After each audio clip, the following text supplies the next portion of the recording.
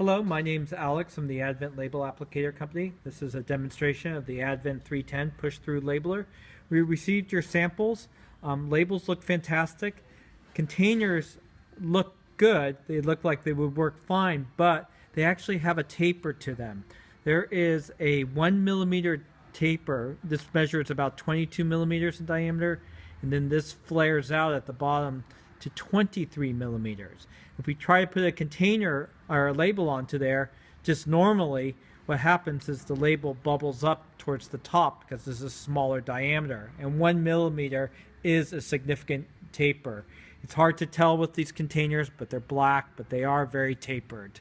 However, we were able to get a 310 to work. We had to make slight modifications. Won't affect the operation.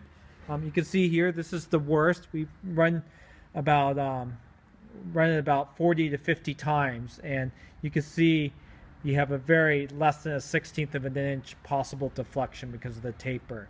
But most importantly, we're eliminating the bubble and the wrinkle. So it looks really, really good. And let me just go ahead and demonstrate that really quickly. 2 hands, I push it into the carriage, and you can see a label goes on, single label, and you can really fly through these. And I'll just go ahead and do that.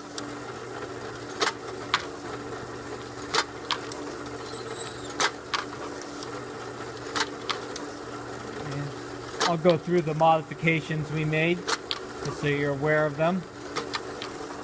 And then you can just push that out. And that's it. We did all those. We'll take a look at them.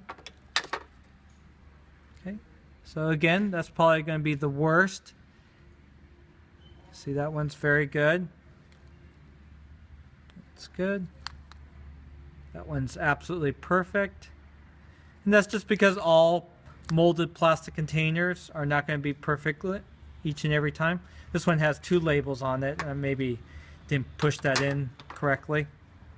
That one's perfect. So you can see there's going to be the possibility of about a 1/16 of an inch, but you could go really, really quickly. Probably average about 25 to 30 containers a minute, and it is working with a tapered surface, which is really, really difficult for most labelers. And the modifications we made is we machined down the trigger just to accommodate the smaller diameter. We have a peel bar, and this is the most important modification, that's actually tilted. So we're actually compensating for the slight taper of the container. This side is raised probably about 1 millimeter to match. And then what we've done is we need to put pressure. Even though an overhead pressure arm puts pressure on an unfilled or light container, we need more pressure.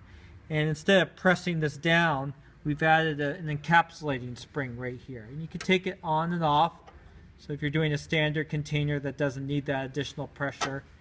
But when you're running these containers, you just reattach it to that point, and it will put enough pressure to help press that label onto that smaller diameter towards the top.